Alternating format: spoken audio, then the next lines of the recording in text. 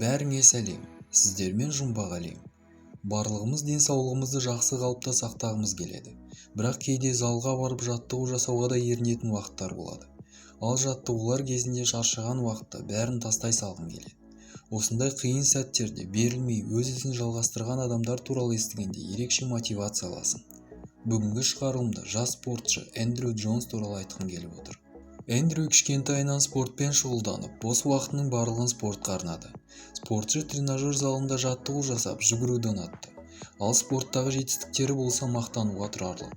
Ол тіпті бодибилдинг жарыстарына қатысып, фитнес-модель санатында про картасын жеңіп алды. Бірақ та жас спортшының өмірі бір күнде өзгерді.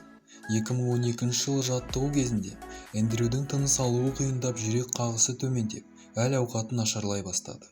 Басында ол бұл жағдайға мән бермеген болатын, бірақ біраз уақыттан кейін жағдай қиындай түсті. Эндрю тұншығып қанмен жөтеле бастады, ал температурасы қатты жоғарылап кетті. Тексеріс кезінде қауіпті туа біткен жүрек бұлшықетінің зақымдануы анықталды. Эндрюдің жүрегінің қан сору қабілеті төмендей бастаған болатын, ал бұл өлімге әкелуі мүмкін еді. Оның әлсіз болғаны соншалық, ол өздігінен қозғала алмады, ал ауруханада 4 ай бойы жүргізілген емдеудің көмегі болмай шықты. Сондықтан жалғыз шешім жүрек трансплантациясы болды. Дегенмен донорды тез арада табу қиынға соқты. Өйткені американдық ауруханаларда трансплантацияға кезек өте үлкен болатын.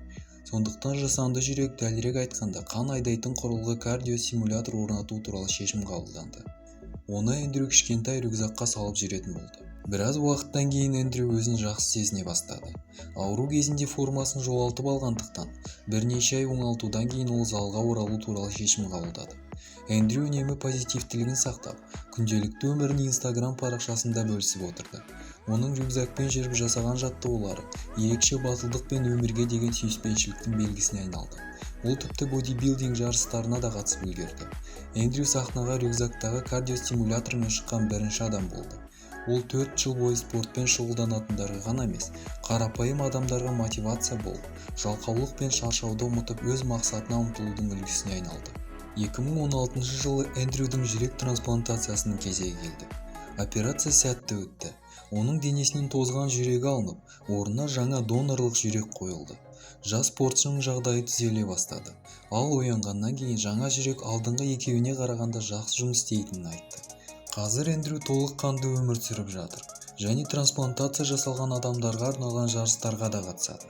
Тренажер залында жаттығу жасап, ауырғанға дейінгі формасынан да жақсы нәтижелерге ие болды. Жас спортшы спикер ретінде әртүрлі медициналық форумдарға жиі қатысып, өз оқиғасымен бөліседі. Эндрю донордан сыйға тартылған әр күн үшін рахмет айтады және жасанды жүректің заряды мен сымдардан құтылғанына қуанышты. Ал біз оған тек денсаулық тілейміз. Бүгінге айтарым осы. Ал сіздер каналға тіркеліп кетуді ұмытпаңыздар. Келесі кездескенше.